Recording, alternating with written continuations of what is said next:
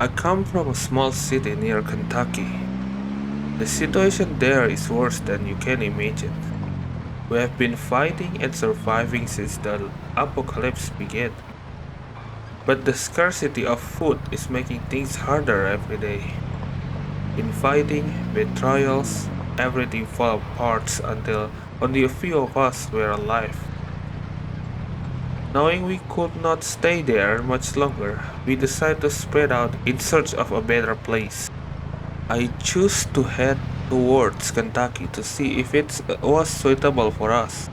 The first town I reached was overwhelming, so I decided to find somewhere secluded to rest. I found a small house on the outskirts of the town.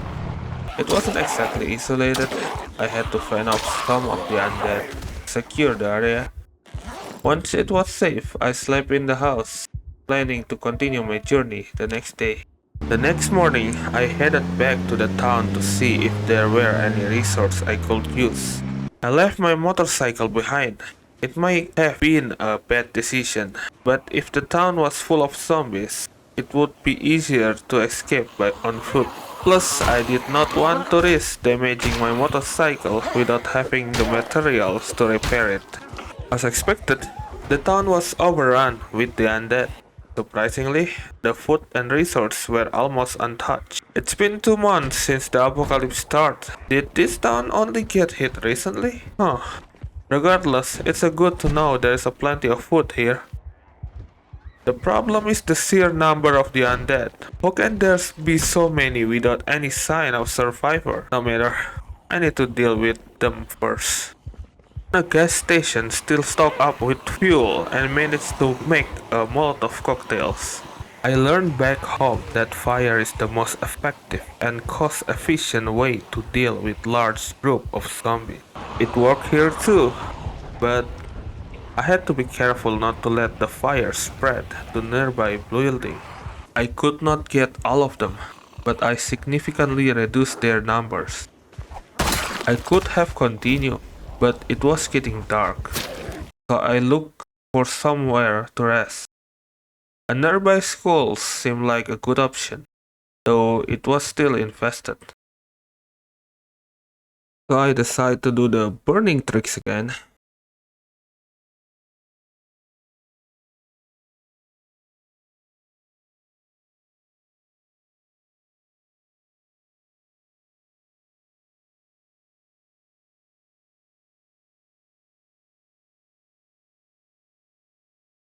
Unfortunately, I was too tired and unsure if the school was secure, so I decided to sleep in one of the broken down cars nearby. It was risky, but I didn't see any zombie around, and at least I could run if something happened.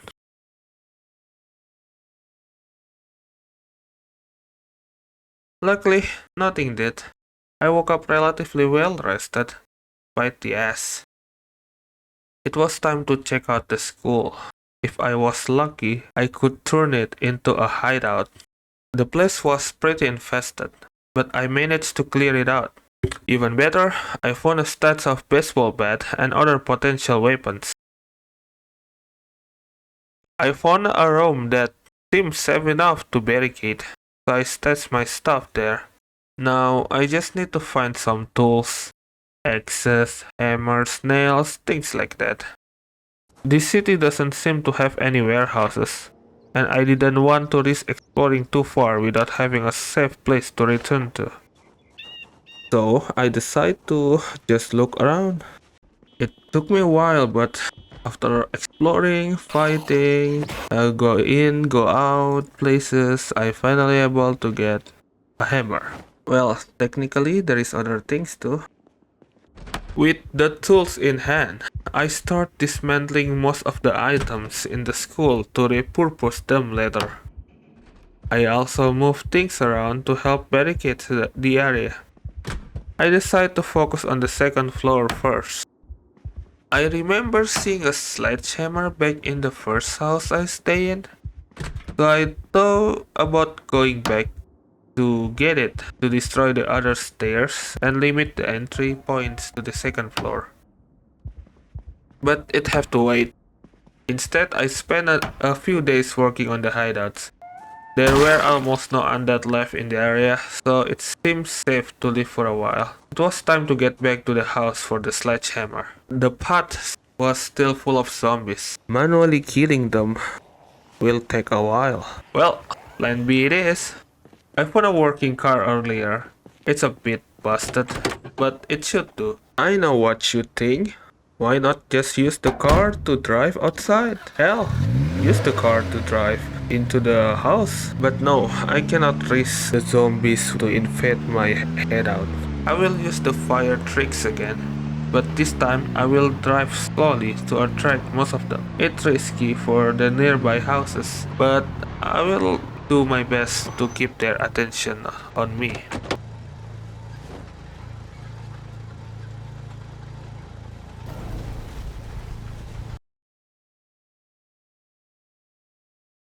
Oh, wow. Father Carlos is going to be furious if he found out I caused the church to burn. But it should be worth it. Even with fire, it took a long time. How many of these things are there?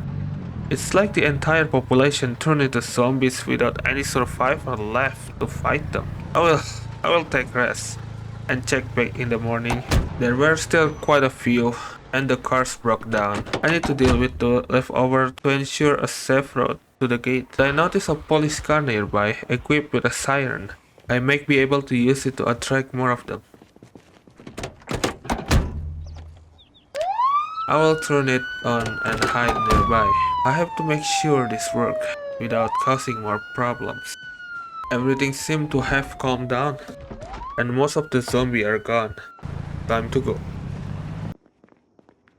The sledgehammer is still there.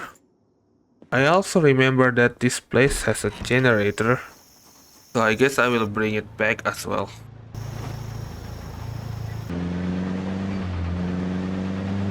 Dang it, the engine is acting up.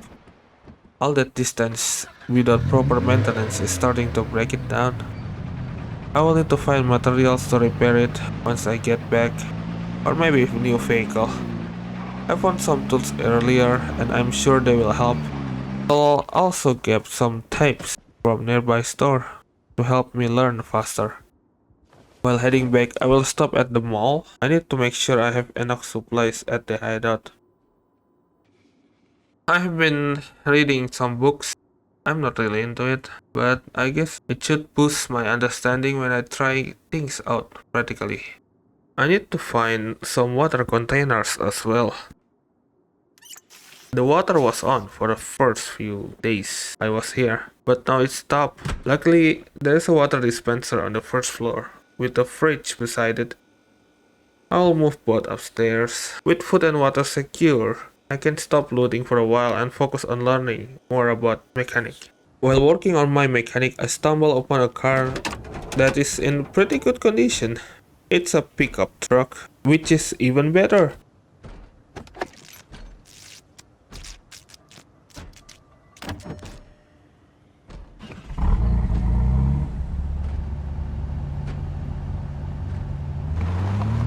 Now, with a new vehicle and a better understanding, of course, I can go around the city to secure it and scout for other useful buildings. I have to find some form of long-range communication to contact the others and bring them here. There's a military apartment complex just north of my building. Military? Wait, is this some kind of military housing? Is that why the entire city is surrounded by fences? I wonder if this apartment has any communication equipment. Damn it, my baseball bat is almost broken. Fortunately, one of the zombies had a crowbar. I'll use that for now. I searched the apartment but could not find any radios. But you know what? This place isn't bad at all. It has very few entry points and a large area. I think this place is actually better as a hideout. Although I didn't find any radios in the apartment, I actually found one on a police car outside the apartment. I pull out the radio from its socket and bring it home. The radio is working fine, and it even have a huge range of frequency. This must be military grade. After setting up the frequency to the one that we usually use, I managed to get in touch with the base. One of my friend Gloria picked it up, and I informed her about my situation here. The signal is rather choppy, so it's rather hard for us to hear each other. Regardless, she seemed to understand what I said. So now I just have to wait for them to get here. Meanwhile, I can start moving out to the apartment and making a new hideout there. It took me a few days to do it. I didn't hear any news from the others while I doing it. Well, I guess it makes sense. It took me weeks to travel from there to here. After the apocalypse, everywhere is dangerous. So I guess I might have to wait for a month or so. Everything went normal so far. Well, as normal as you can think of. I just continue surviving like usual. Until I heard a scream on the radio.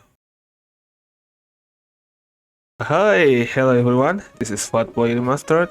Yes, I make another project before even finishing the other one. But you know, the other one is kinda on the server, and the server that I used that for are currently down. Apparently, it will keep happening over and over again. It will be proved to be difficult for me to do any series there, so I decided to just make a solo gameplay instead.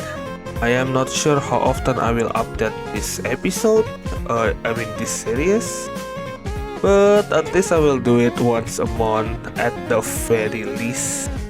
I will try my best to make this series actually have an ending, but I hope for now you like this one, and I will see you another day. Bye bye.